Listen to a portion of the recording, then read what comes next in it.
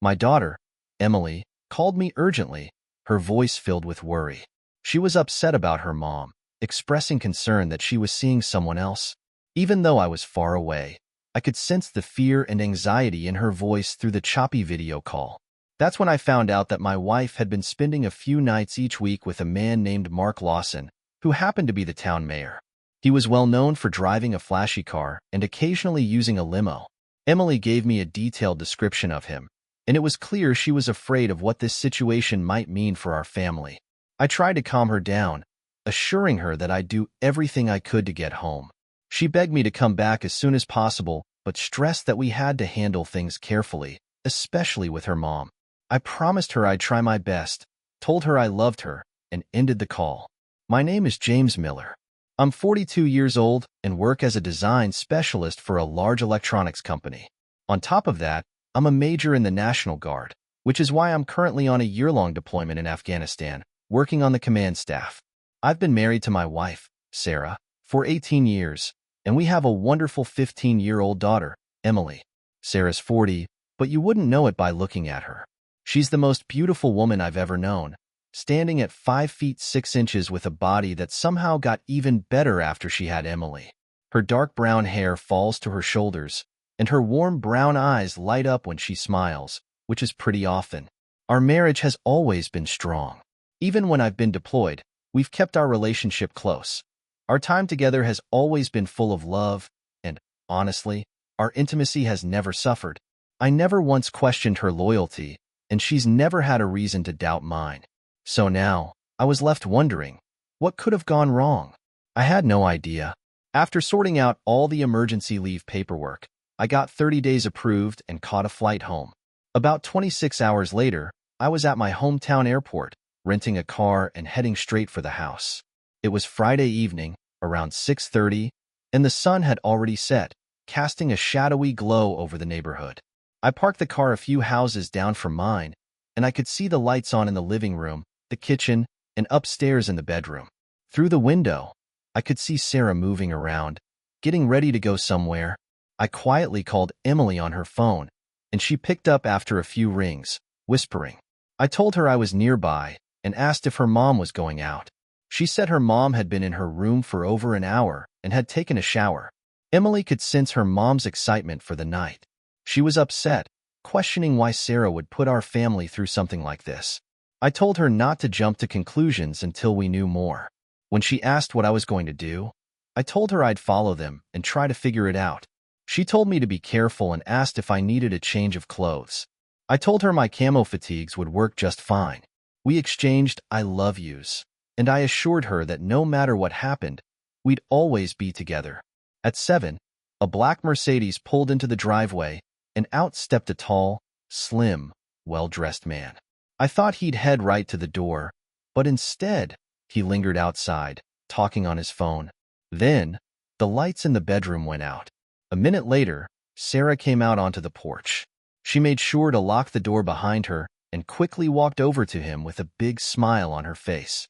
She looked absolutely stunning, but my heart sank when I saw her glance back at the house to make sure Emily wasn't watching.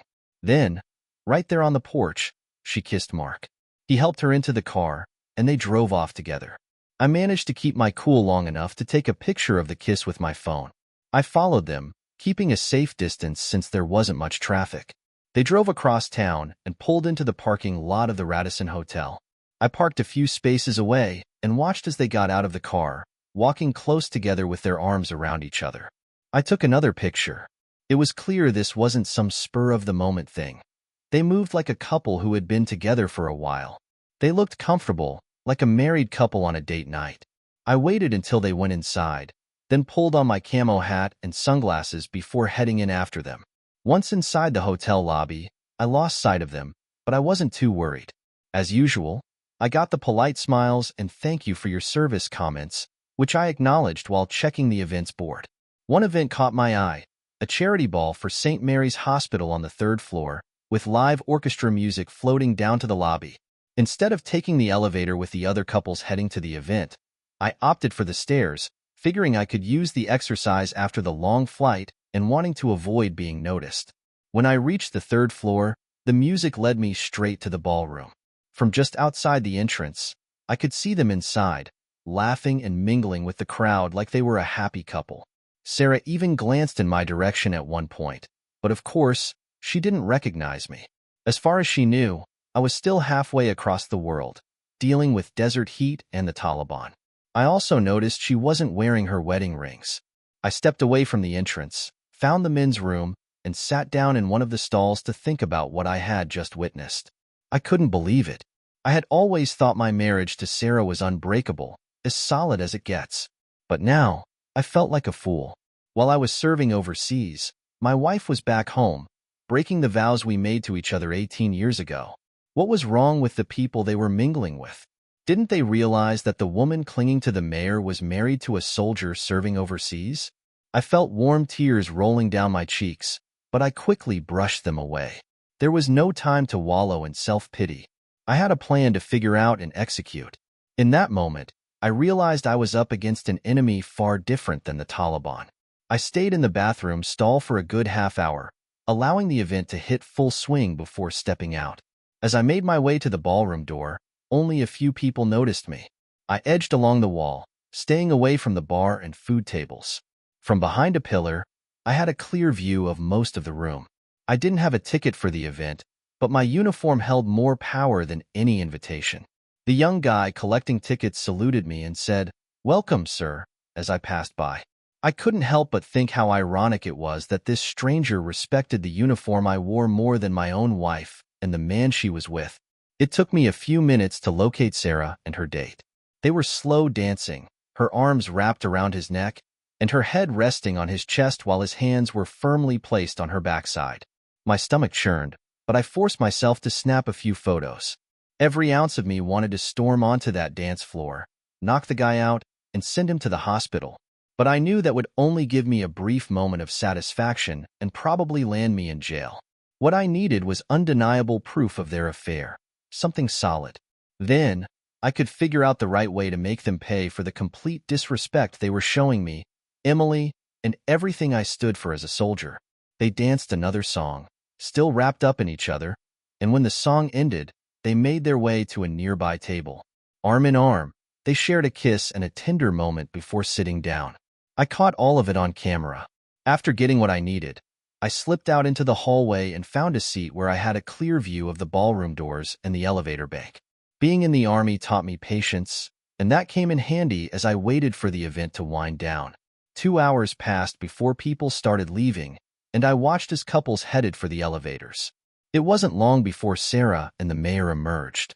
They stood outside the ballroom doors, chatting and smiling at each other. After a moment, they turned to the elevators, and instead of going down, they pressed the button to go up. That was strange. I was only about 15 feet away, sitting on a bench in my camo fatigues and sunglasses, my name tag clearly visible. I looked completely out of place amid the tuxedos and elegant dresses. Other couples had noticed me and given me polite smiles or waves, but Sarah and Mark were so caught up in each other that they didn't even glance my way. As they entered the elevator, still holding hands, I noted that they got off on the 11th floor. After confirming that the elevator didn't return to the 3rd floor for more guests, I walked back to the registration desk. I approached the attendant and told her I had an urgent message for Mayor Lawson, flashing my government ID as I asked for his room number. She hesitated, but after a moment, she revealed that he was staying in room 1114. I thanked her and took the elevator up to the 11th floor. Once there, I found room 1114. After checking that no one was in the hallway, I pressed my ear against the door but only heard soft conversation. That wasn't enough. So, I went down the hall, found the stairwell door, and propped it open with my handkerchief to keep it from locking. It was midnight now, just as Emily had told me. She said her mom usually came home between 2 and 3 a.m., and sometimes as late as 7 a.m. I knew I had a long wait ahead of me, but I was prepared. From the stairwell, I had a clear view of their door, ensuring I wouldn't miss them when they were done with their little rendezvous. As I waited, I tried to stay focused on the task at hand, but my mind kept drifting to painful thoughts. I could picture Mark doing things to Sarah that only I was supposed to experience. It wasn't just that my heart was broken. It was as if my entire life was spiraling into darkness, filled with nothing but rejection, humiliation, and pain. I knew I had to keep myself together for Emily's sake, but it was hard when I knew the woman I loved more than anything in this world was giving her heart and body to another man. Around 1:30 a.m., I stepped out of the stairwell and pressed my ear against their door again. This time, I heard faint moaning. My chest tightened, but I forced myself to listen. Then, clear as day, I heard Sarah cry out, "Yes, oh God, yes. Do me, Mark. Do me hard like that. You're so good." It was the same tone and intensity one had heard so many times during our most intimate moments. Tears streamed down my face, and I retreated back to the stairwell, devastated. I knew they'd be done soon, so I positioned myself near their door, ready to catch their exit on video.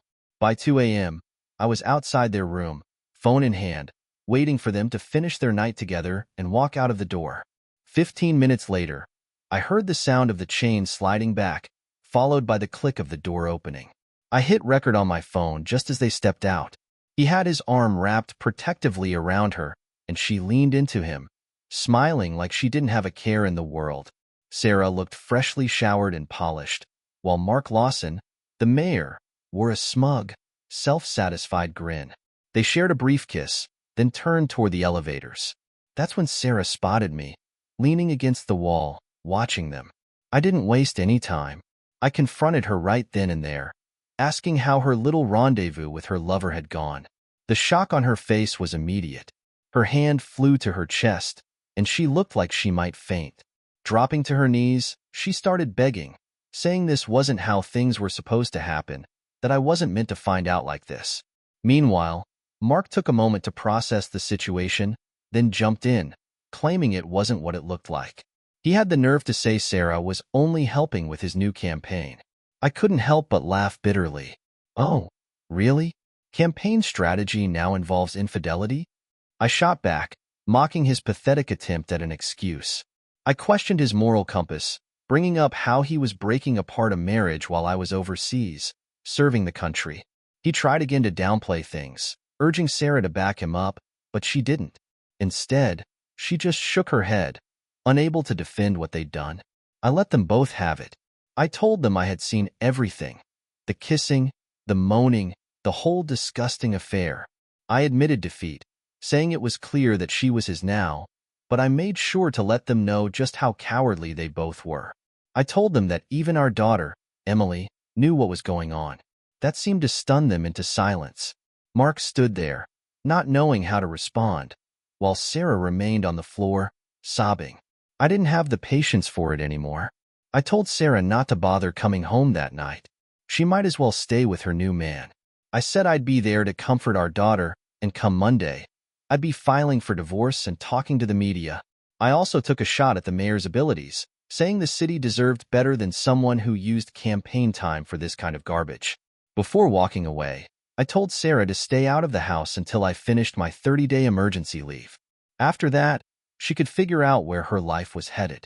Sarah pleaded with me, begging for forgiveness, asking me not to tell Emily the details. But it was too late. Emily already knew. I was still bewildered by her betrayal, but I made it clear that it didn't matter anymore. They'd chosen each other. She kept apologizing, but I couldn't bring myself to care. I turned my back on them, gave a final bitter farewell, and stepped into the elevator, leaving them to their choices. When I got home, Emily was waiting for me, visibly upset. She ran up to me, wrapping her arms around me tightly and telling me how much she missed me. I hugged her back, feeling a mix of relief and sorrow, and told her the truth. I had found her mom and the mayor together. Emily didn't seem surprised. She said she wasn't worried about her mom anymore. In fact, she confessed she had felt abandoned long before this affair ever came to light. She even asked if she could come with me when I returned to Afghanistan. I told her she had to stay, even though I understood why she wanted to leave. She insisted she couldn't live with her mother, that she resented her for what she'd done. Despite everything, I reminded Emily that Sarah was still her mom. She shook her head through tears, saying she didn't think her mother loved her anymore. I held her as she cried, feeling like I had failed somehow, too. Eventually, I got Emily to go to bed, and I secured the house, locking the doors, even setting the chains in case Sarah tried to come back. I didn't have any evidence that Sarah had brought Mark into our home for their affairs, but I wasn't taking any chances. I slept on the couch, even though I couldn't be sure they hadn't been there either. I barely got any sleep, just little snippets, 45 minutes here, half an hour there. My mind kept racing, thinking about how I would handle it when Sarah came to collect her things. I could have been the bigger man and stayed at a hotel, but I couldn't bring myself to be that generous. She was the one who destroyed our marriage, so she could deal with the inconvenience of being displaced for the next month. Besides, I was sure her lover would be more than happy to put her up. They were acting like a married couple already, so why not live like one for a while? Emily and I slept in until around noon. I got up first, made some coffee, then whipped up scrambled eggs and toast for us. We talked about small things over breakfast, trying to keep the mood light. Afterward, we rinsed the dishes and loaded the dishwasher. But then the phone rang. We exchanged a look before Emily picked it up. It was Sarah. I could hear the strain in Emily's voice as she spoke to her mom. She didn't hold back. Emily told her she knew about the affair, and that this wasn't just a one-time mistake, it was a pattern. She also made it clear that she was the one who had convinced me to come home. Sarah tried to plead with her, but Emily wasn't having it. She brought up how she'd felt neglected and said she wasn't going to protect Mark, no matter what Sarah wanted. After she hung up, Emily just shook her head. She said her mom seemed totally out of touch, like she didn't even understand what she had done. Olivia was frustrated, saying she didn't think her mom really understood how serious her actions were or why I didn't want her back in the house. I reassured her that Liza's lack of understanding would become clear soon enough as the consequences of her choices unfolded. We spent the rest of the day trying to distract ourselves, doing anything we could to avoid thinking about Liza and Mayor Lawson. We talked about Olivia's future, and I encouraged her to stay in her current environment, despite her worries about how her friends might react once they heard about her mom's affair. I reminded her that true friends would stick by her, but she wasn't sure. In the end, I promised I'd call my mom to see if Olivia could stay with her until I finished my deployment, which would hopefully wrap up in 5 or 6 months. Later that afternoon, the phone rang again. It was Liza. I picked up, but the moment I heard her voice, "Bob? Oh, Bob, please, let me explain." I just passed the phone to Olivia without saying a word. "What, Mom?" Olivia's voice was cold and distant as she held the phone away, letting me hear Liza's pleading. Liza kept asking to talk to me, but Olivia wasn't having it. She demanded her mom explain herself, why she'd been sneaking around with the mayor for the past 6 months. Olivia didn't hold back, accusing her of betraying our family. Liza tried to defend herself, saying she never meant to hurt anyone, but Olivia was too hurt and angry to listen. Throughout the conversation, Liza's sobs filled the background, but Olivia didn't let up. Olivia made it clear how deeply she was wounded, emphasizing how Liza's actions had ripped the family apart. Liza responded by saying she loved both Olivia and me, but Olivia was skeptical, not buying into her apologies. Eventually, Liza switched the subject, asking quietly for some personal items, including her clothes and birth control pills, as if realizing the gravity of her situation. The request only fueled Olivia's anger. Sarcastically, she remarked that Liza better be careful not to get pregnant with the mayor's child, and then coldly added that she'd pack up her mother's things and leave them at the curb for her to pick up. After the call ended, Olivia broke down in tears. I wrapped my arms around her, comforting her as best I could. I told her she'd been tough on her mom, but I completely understood why she was so angry. I promised her that we'd get through this together. Once she had calmed down, I left her to gather Liza's things while I retreated to my office. I needed time to think, to strategize, using the same focus and discipline I'd honed in the military. The tasks ahead were clear, even if they weren't easy. First, I'd hire a good divorce lawyer. Then, I'd cancel our joint credit cards, get new ones just for Olivia and me, and change the beneficiaries on my life insurance and retirement accounts so that everything went to Olivia. I'd also move half of our money from the checking and savings accounts into new ones that only I could access. But dealing with Mayor Lawson, well, that was a different challenge. He needed to face consequences for what he'd done, and I wanted to make sure everyone saw him for the coward and homewrecker he truly was. That evening, around 8 o'clock, the phone rang again. I answered, identifying myself as Robert Miller. The voice on the other end introduced himself as Ray Swanson, a city councilman and, apparently, a friend of Mayor Lawson. He said he wanted to talk about what he referred to as a little misunderstanding involving me, Liza, and the mayor. His choice of words immediately raised red flags. The situation wasn't some simple mix-up. It was about the mayor's affair with my wife. Ray seemed to think the whole thing was no big deal, suggesting it was just a late-night gathering that got out of hand after a few too many drinks. He acted like we could all just smooth it over with a little chat. I wasn't having any of that. I shot back, telling him that Mayor Lawson had been sleeping with my wife for 6 months while I was stationed in Afghanistan, and that I had caught them together the night before. Ray, trying to keep things calm, acknowledged that it must be tough for me but still hoped we could find a solution that worked for everyone. I wasn't sure who he meant by everyone, but I made it clear that my only concern was for Olivia and that I didn't care about anyone else's feelings. That's when Ray's tone shifted. He started talking about the mayor's influence in the community and how things could get complicated for anyone who tarnished his reputation. It sounded like a threat, so I asked him directly if that's what he was getting at. He backpedaled, saying he wasn't threatening me, just pointing out the reality of the situation. He claimed he didn't want to see any harm come to me or my family. I cut him off right there. I warned Ray to listen closely. I told him that after spending 6 months dealing with the Taliban, I wasn't the kind of man to back down from a fight, especially not from a dishonorable mayor who stole another man's wife. I made it clear that neither Ray nor Lawson had ever faced an opponent like me, and they were in for a rude awakening if they tried to push me. I let him know I wasn't afraid of Lawson's so-called power, and that Liza must have forgotten to mention what it means to cross someone like me. I made it clear to Ray that I wasn't just some lone soldier. There was a whole network of former military personnel within 100 miles who would back me up. We all shared the same disgust for people who take advantage of soldiers' spouses while they're overseas. I warned him that it would be smart to distance himself from Mayor Lawson before things got messy. The consequences for the mayor were coming, and I hinted that they weren't going to be pretty. Ray tried a different angle, suggesting a large sum of money could smooth things over, but I shut that down quickly. I told him there wasn't enough money in the world to make up for the pain this had caused me and my daughter. What I wanted wasn't cash. I wanted both Lawson and my wife to feel the same kind of hurt they had inflicted on us. I made it clear that the only way this would end on my terms was if Williams publicly admitted to the affair and resigned as mayor.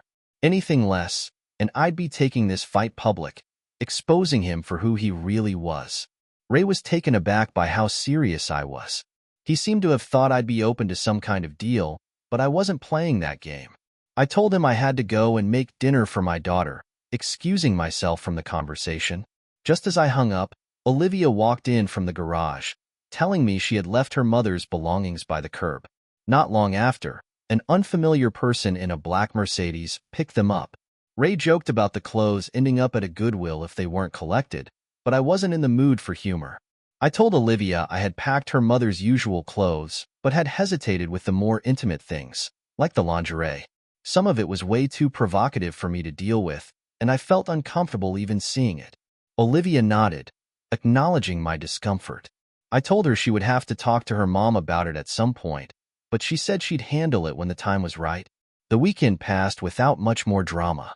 Olivia helped me with the laundry while I kept busy working on my plan to take Mayor Lawson down. Come Monday morning, I decided to take the next step. I reached out to an old buddy of mine, John Foster, a reporter for the local paper and a former sergeant for my National Guard company. We met up for coffee at Danny's Diner.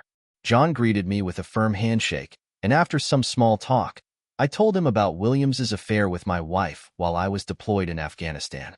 I didn't mention my name or the specifics just yet, but I laid out the general story. How a soldier's wife had been involved in an affair with the mayor for months while her husband was serving overseas.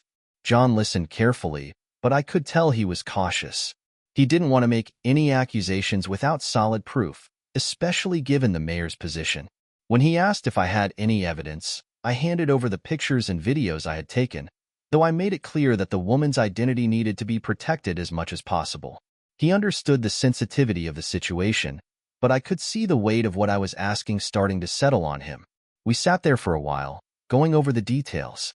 I emphasized how this betrayal had taken place while I was completely unaware, thousands of miles away. I wanted to make sure he understood how deeply this cut, not just for me but for any soldier who sacrifices so much, only to be blindsided by something like this. John promised to look into it further. Before we parted ways, we shared a moment remembering the friends we had lost during our time in the Guard. Then we shook hands, and I handed him all the evidence he needed to start the story. Next up, I needed to deal with the legal side of things. I hopped online and searched for a reputable divorce lawyer. After reading through a few reviews, I settled on R.J. Collins, ESQ, and booked an appointment for later that afternoon. When I showed up at the office, I was a little surprised to find out that R.J. stood for Revenge Joy. She was in her 50s, no nonsense, and got straight to the point. "How can I help you?" she asked as soon as I sat down. I told her I needed a divorce, and it wasn't going to be an easy one. I explained that my wife had been having an affair with the town's mayor while I was deployed, and when I mentioned Lawson by name, she nearly dropped the pen she was holding. "Williams?" she repeated, stunned. I nodded and spent the next half hour detailing everything. How I found out, what I had seen, and what I planned to do about it. She listened intently, taking notes the whole time and asking for clarification when needed. When I brought up Olivia, Joy wanted to know how she was handling everything. I explained that Olivia was incredibly upset and didn't want to stay with her mother while I was away. Given her age and feelings, Joy suggested it might be best for Olivia to stay with my mom for the time being. I agreed, and we talked for nearly an hour, going over the financials and what to expect in the coming weeks. Joy offered sound advice, suggesting I try to discuss potential resolutions with Liza, but I knew that wouldn't be easy. By the time I left Joy's office, I had a plan in place. The next step was clear. I'd secure everything financially for Olivia and me and make sure Mayor Lawson's dirty secrets saw the light of day. I explained to Joy that after seeing the intimacy between my wife and Mayor Lawson, any hope for reconciliation was gone. I asked her to prepare the divorce papers as soon as possible. Over the next week, Liza tried reaching out to me 5 different times, but I kept the conversation short, telling her I'd update her about the situation when the time came. By Friday, Joy let me know the papers were ready, and all she needed was information on where to serve them. I decided I'd have Liza come to the house on Monday at 2 o'clock while Olivia was at school. That way, she could be served in person. I called Liza and set up the meeting for Monday afternoon. She tried to talk, maybe hoping to explain things, but I cut her off, telling her she'd have her chance later. On Monday, she arrived a little early, and we sat down at the kitchen table. Even though I was filled with anger and hurt, seeing her still stirred something in me. She looked beautiful, just like she always had. I offered her coffee, but she declined and asked for water instead. I knew she was ready to talk, so I told her she'd have the chance to explain herself. But I also let her know that someone would be arriving shortly to serve her with divorce papers. As soon as I said that, her face went pale. I told Liza that this wasn't what I wanted any more than I had wanted her affair. But it seemed neither of us was going to get what we wanted. She pleaded with me to listen to her, hoping we could work things out. I agreed to hear her side, though I wasn't holding out hope. Liza started by explaining that she'd gotten involved with Donald during his election campaign while I was deployed. She said what started as a friendship slowly turned into more because she was lonely and depressed while I was away.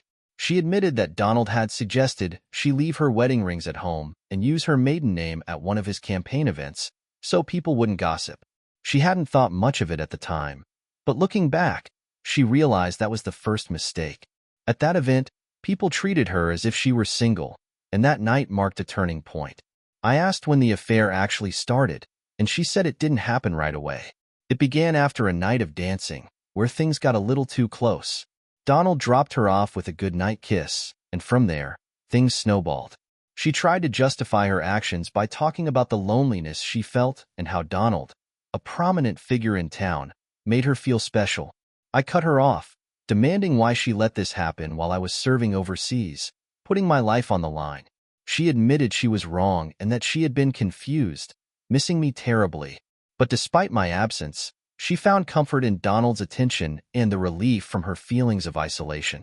Liza went on to explain that they started seeing each other 2 or 3 times a week.